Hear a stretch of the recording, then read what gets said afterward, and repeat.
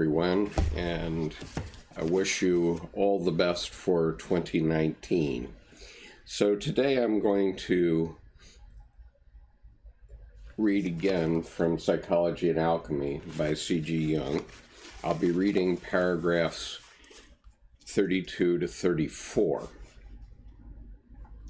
And here Dr. Jung points out that all coercion is nothing but an obstacle, because when you force someone to do something, they will find a way around it, just as the Belgian Shepherd in the image, the thumbnail image for this video indicates.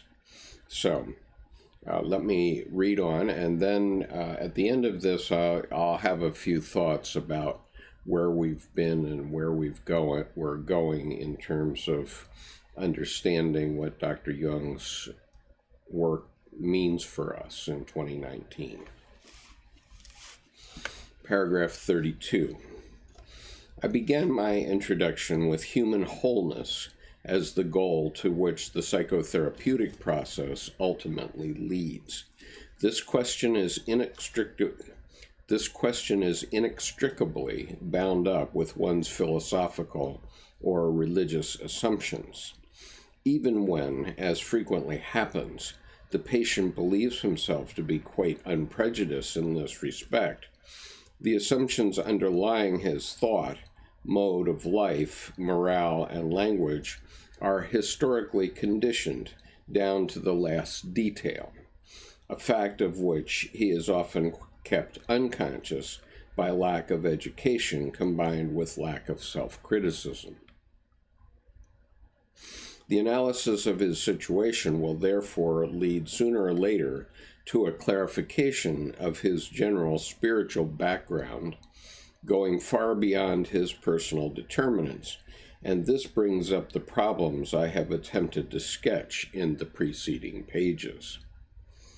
This phase of the process is marked by the production of symbols of unity, the so-called mandalas, which occur either in dreams or in the form of concrete visual impressions, often as the most obvious compensation of the contradictions and conflicts of the conscious situation. It would hardly be correct to say that the gaping rift in the Christian order of things is responsible for this, since it is easy to show that Christian symbolism is particularly concerned with healing or attempting to heal.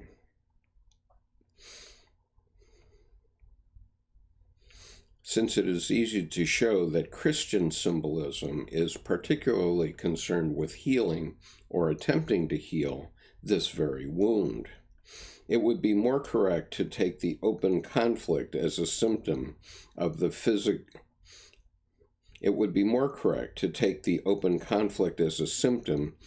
psychic situation of Western man, and to deplore his inability to assimilate the whole range of the Christian symbol. As a doctor, I cannot demand anything of my patients in this respect. Also, I lack the Church's means of grace.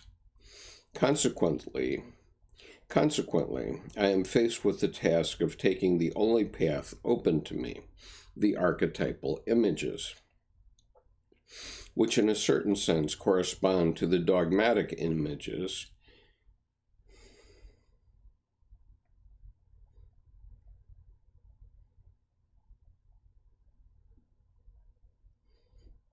I'll read that again. Consequently, I am faced with the task of taking the only path open to me, the archetypal images, which in a certain sense correspond to the dogmatic images, must be brought into consciousness. At the same time, I must leave my patient to decide in accordance with his assumptions, his spiritual maturity, his education, origins, and temperament, so far as this is possible without serious conflicts. As a doctor, it is my task to help the patient to cope with life. I cannot presume to pass judgment on his final decisions, because I know from experience that all coercion, be it suggestion, insinuation, or any other method of persuasion,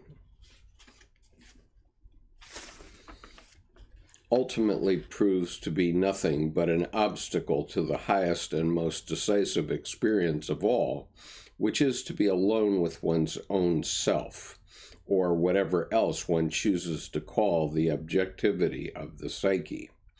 The patient must be alone. The patient must be alone if he is to find out what it is that supports him when he can no longer support himself. Only this experience can give him an indestructible foundation. Paragraph 33.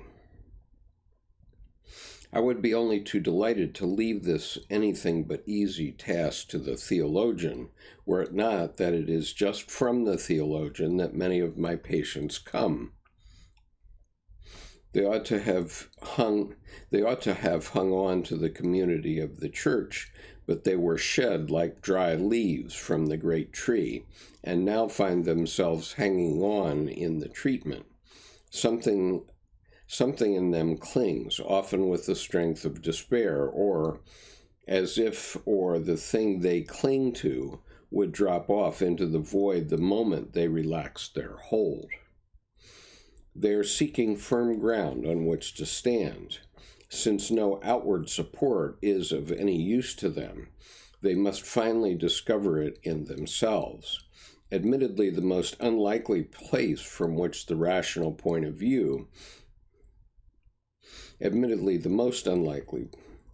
let's read that sentence again. They are seeking firm ground on which to stand. Since no outward support is of any use to them, they must finally discover it in themselves, admittedly the most unlikely place from the rational point of view, but an altogether possible one from the point of view of the unconscious.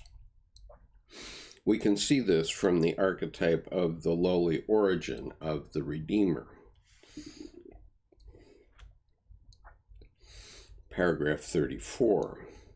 The way to the goal seems chaotic and interminable at first, and only gradually do the signs increase that it is leading anywhere. The way is not straight, but appears to go round in circles. More accurate knowledge has proved it to go in spirals.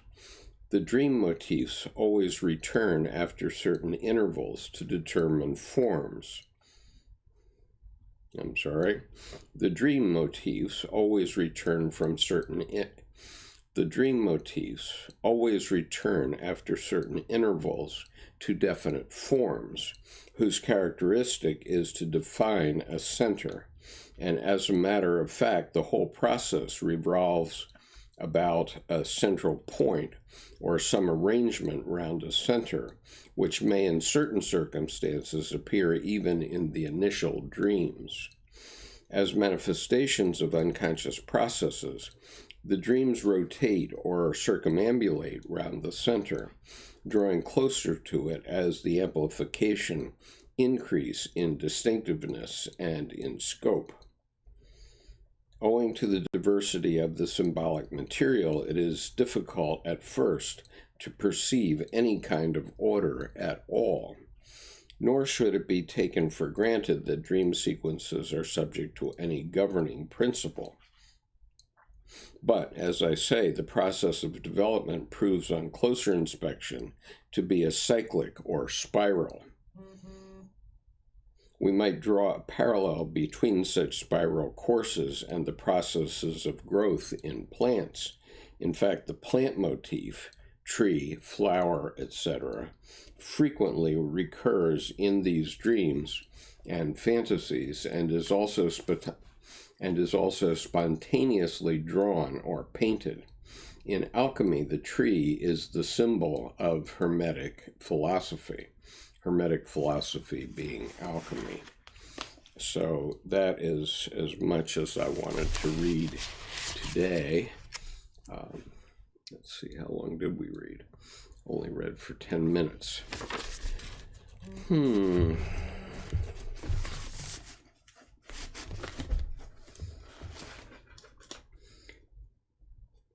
Hello, Fuhad.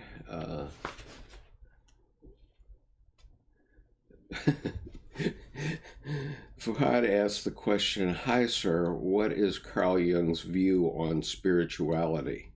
Well, Fuhad, if I was going to answer that, I'd have to read to you 3 very thick books. One of them is this one, Psychology and Alchemy. If you want a shorter version, you can go to Answer to Job. Here's a shorter version, Answer to Job by C.G. Jung. And it's only 200 paragraphs, about 100 pages long. And in that, he really states his position about religion and spirituality. But I think I could probably sum it up in one or two sentences here. And this comes from paragraph 752 of Answer to Job. And let's see.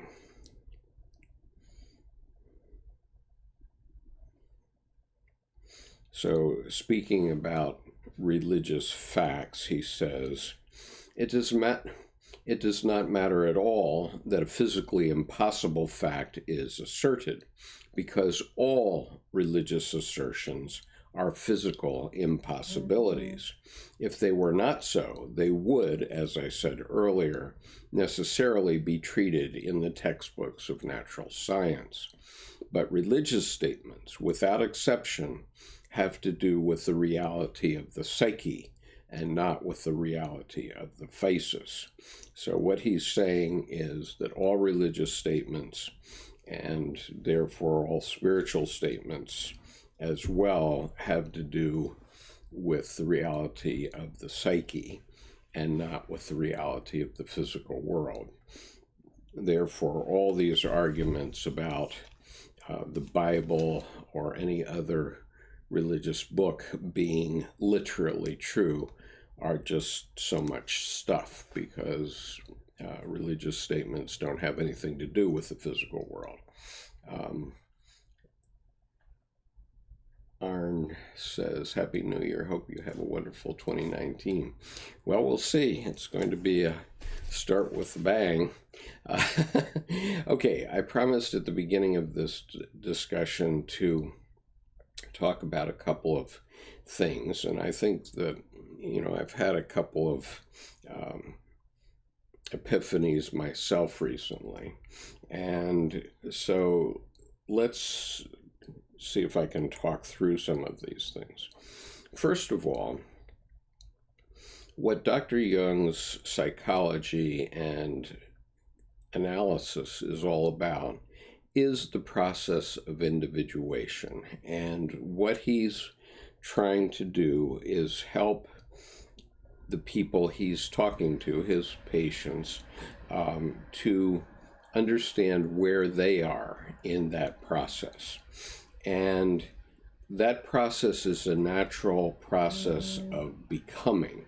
I think that would be a fair way of putting it. In other words, you might want to see a Science Channel show about the development of the brain in an embryo, for example, and you see how quickly the brain develops, and it develops in a very specific way.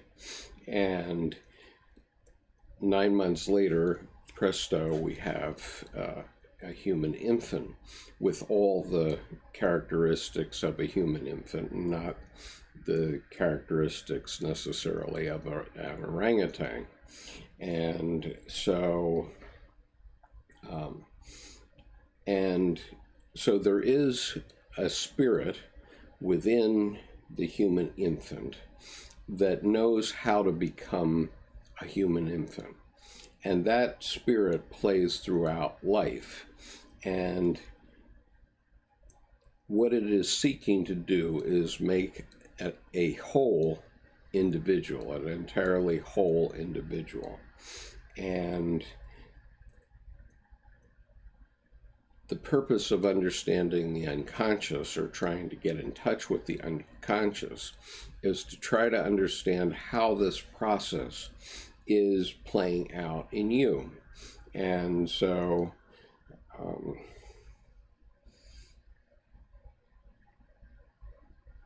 obviously it does many things throughout your lifetime. As you're a child, it's making you grow, and you're not doing anything about that. You just do grow, and the spirit within you makes that happen. And as your psyche develops, that spirit also makes your psyche develop. And what Dr. Jung proved empirically is that there is a religious function, if you will, a spiritual function, Mr. Fuhad, Mr. Sanin, in the psyche, and that is going to come through in everyone in one way or another. Now, many people, a very large percentage of people never recognize it or miss it or get turned away from it. But if you pay attention to it, it is going to help you be what you are intended to be, what was put in you, inshallah. And so what Dr. Jung's psychology is about is really finding your way to yourself, what you are intended to be. And that can be many things. It can be millions of possible things. And you have to learn how to shed the things that are not part of what you want to be. Now, we have a couple of metaphors in religion, and one of them is the tree of life. Well, what is the tree of life? Well, the human female represents the tree of life, because it's through her body that the human species develops over time. And we don't really understand that well enough. Now, that's obviously a biological function of reproduction, and who knows how long we can live. But what we do know is that when women have finished their childbearing years, they're another human being like any other, and they can achieve many of the same things that men can achieve. I mean, I was watching a video on YouTube today of a Navy fighter pilot who was a woman, and she was learning how to land on an aircraft carrier. So women can do many of these things, and when some societies and some families turn their back on the capabilities of women, they are turning their back on one half of the brain power of their country or their family, and that's just a ridiculous thing to do. I mean, just imagine. I've been in the Muslim world very much, and you almost don't see the feminine principle in public at all. You see black curtains walking around, and in some countries you don't see even faces, you just see slits for eyes. And so those are countries that are simply ignoring a very large percentage of the brain power that their country produces. And I know from my own business career that I've successfully built several businesses based on the good work of many women in my organization. And I've been very happy with their work and their commitment. And so, but that's women as human beings. But women as the tree of life, we have to also respect that as men, because we're not highly needed in terms of keeping life going. Men are not. They can freeze our production and impregnate lots of women with only one man, as we do in the cattle industry or the sheep industry, whatever. If you're a cow and you're born male, you're going to be in the sausage factory within 24 hours. And because, milk cows don't need males very much. And when they do need them, they are very frequently, at least in the United States, artificially inseminated. So it's actually the men who have to prove their worth. But ultimately,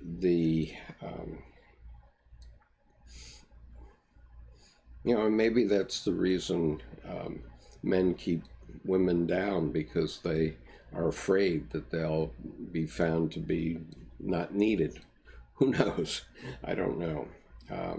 These are very complicated issues. And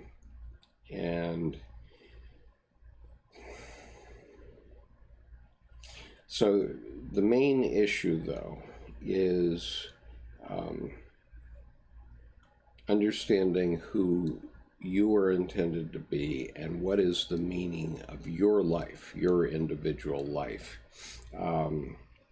And it's not a question of the meaning of life itself, as Dr. Jung has pointed out here, and is stated very clearly in the biblical stories, that God made man in his image, and God was essentially not conscious until men gained consciousness. And I don't mean consciousness like an animal has, but consciousness of the awareness of everything that we know about life. As the Buddhists say, there are four wonderful things, or four true things, I think. One is the beauty of human birth, the sureness of death, the fact that all life is suffering. We all suffer because we suffer, if not from anything else, at least from the deaths of our parents and loved ones and other, injuries that we encounter in our lifetime, just to name a few. And so all life is suffering, and the absolute truth of karma, which is Buddhist for what goes around comes around. And so we're going to see that played out in spades in 2019, because we're going to see exactly how the karma of the President of the United States plays out. And I won't venture to guess how that will be. I'll leave that to you to imagine. But in the end, what will his life mean in the end, and what will our lives mean in the end? That's a pretty big issue. And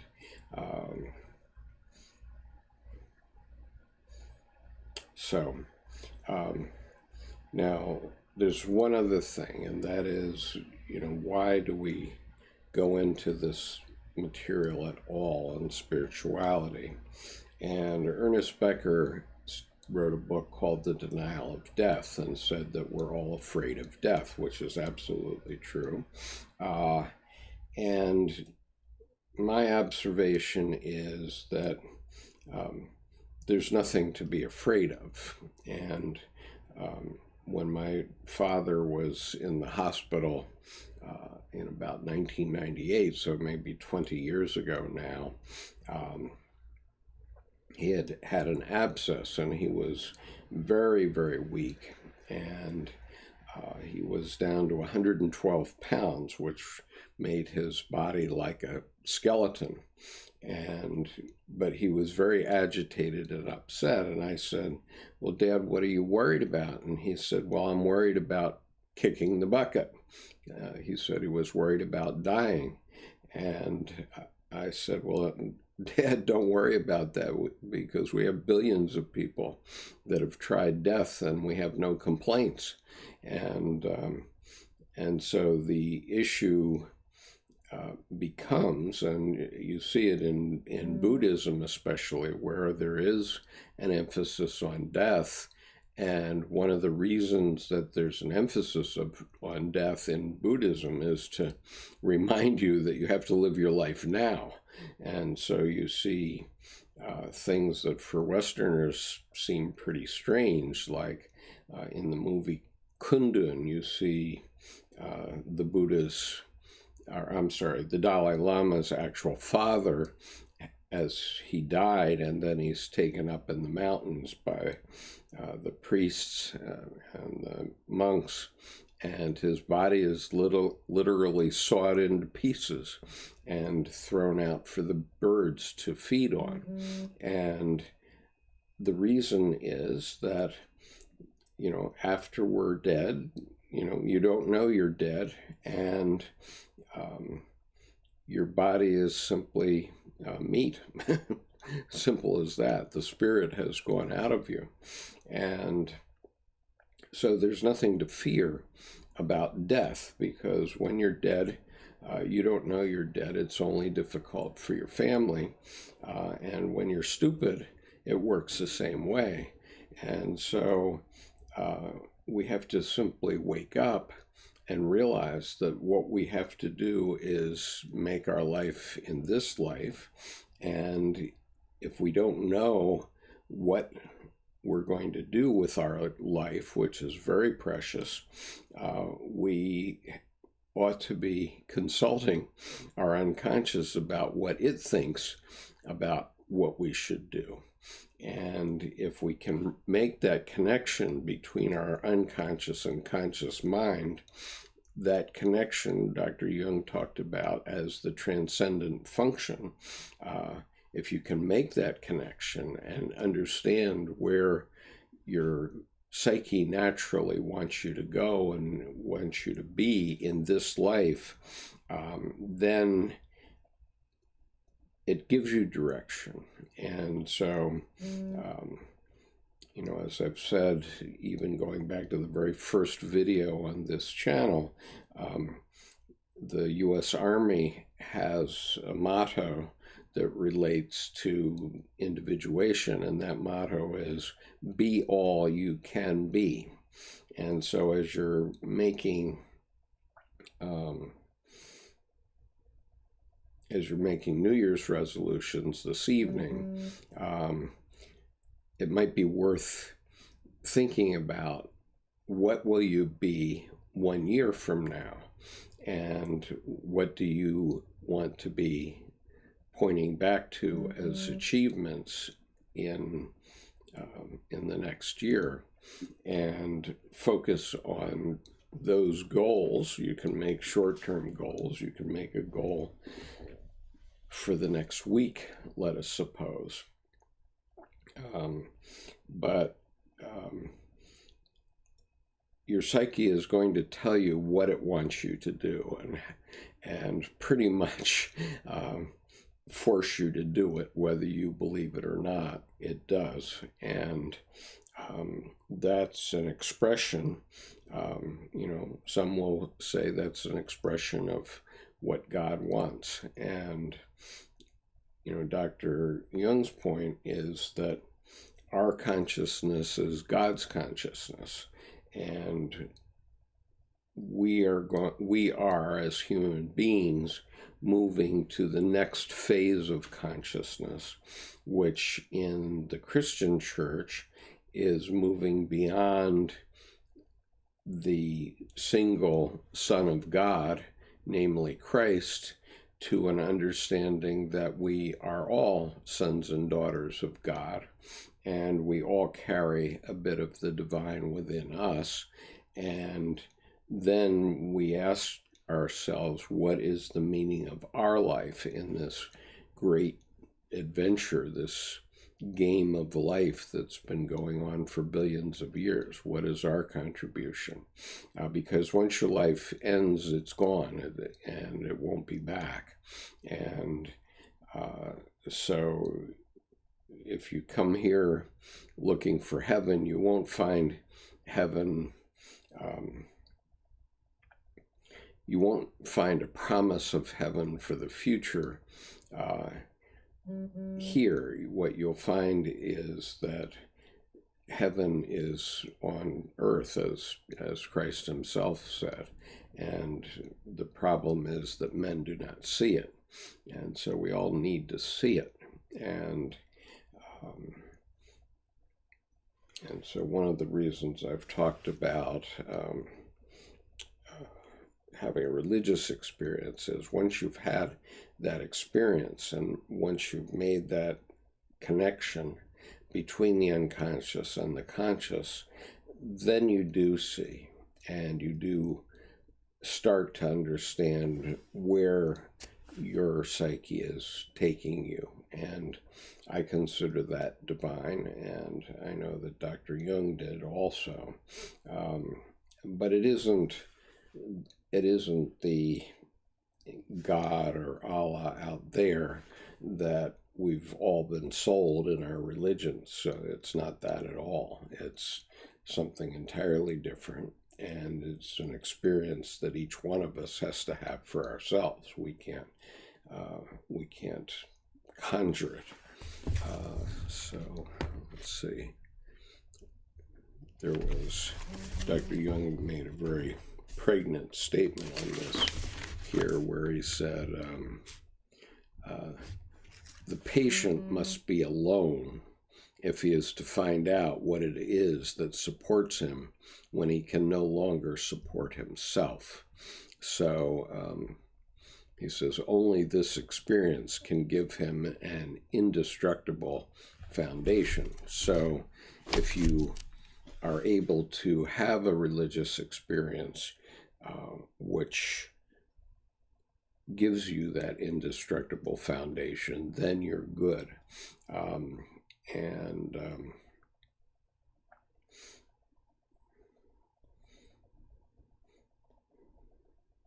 Well, there are many examples of it, but I won't go into them in detail today. So are there any thoughts that anybody wants to make before the new year gets rolling? It's already rolling. In India, the new year will be here in 5 minutes, and around the world, 2019 is upon us. And so any thoughts that we want to discuss before the new year begins? And if not, then I will terminate this, and I will continue on with paragraph 35 sometime soon. It may not be tomorrow, but we'll see how things go. And so I'll terminate for now, though.